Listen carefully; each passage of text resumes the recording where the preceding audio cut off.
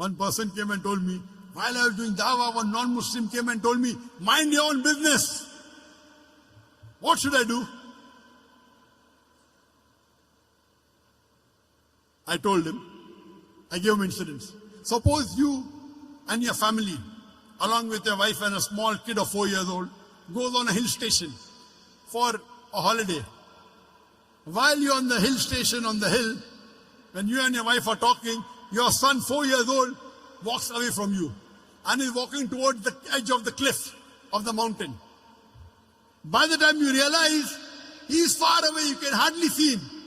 But you say, Ahmad, be careful. But your voice cannot reach there. He's far away. You can see him. While your son is walking towards the edge of the cliff, there's the elderly gentleman standing at the edge of the cliff and admiring beauty. He looks at your son, he smiles, and he continues admiring beauty. You want to shout, oh, mister, save my son. But your voice cannot reach there. Mister, save your son. Save my son, please. Voice cannot reach. The elderly gentleman looks at your son, smiles. He can see your son walking toward. After some time, your son falls over the cliff. When you go to that man and tell him, why didn't you save my son? He gives the reply, I was minding my own business. And he's right. He did not push your son, did he? No. Did he tell your son to jump? No. So why should you blame him? He did not tell your son to jump. He did not push your son. Yet you will blame him and tell him, Allah gave him hikmah. He could have saved my son easily. He didn't even have to take a step forward. He only had to stretch his hand and my son would have been saved. Will you blame him or not? Yes or no? You will tell this person, my son is masoom. 4 years old, he doesn't know. This elderly gentleman could have easily saved him.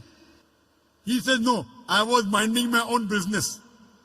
When anyone tells you, when you're doing dawah, that mind your own business, tell him, that's what I'm doing. I'm minding my business. It is the business of every Muslim to mind other people's business as far as deen is concerned.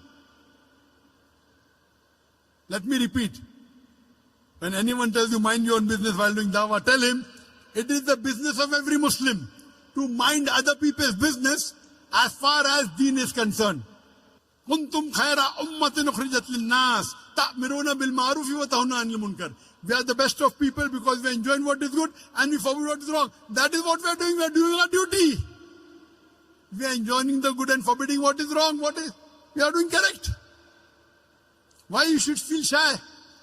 Why you should be ashamed? Imagine if you have a non-Muslim neighbor and you don't do dawah to him and he dies as a mushrik. On the day of judgment, Allah will ask him, did you accept Islam? He said, no. He said, no one told me. That's right, but didn't you get the message? Allah gives the message himself. He didn't accept Islam. He'll go to hell. Allah will ask you, did you deliver the message to your non-Muslim neighbor? And if you say no, you will follow him. You will follow him because to deliver the message to the non-Muslim is fard. If you do not deliver the message to your non-Muslim neighbor, you will follow him and you will also go to hell.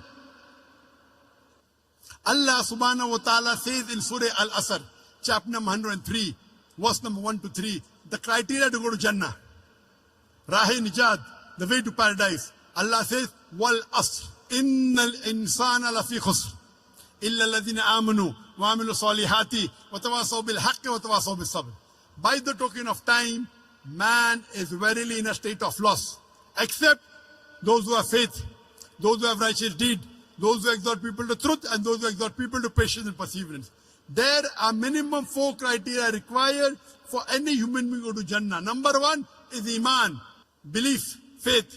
Number 2, Amal Salihat, righteous deed.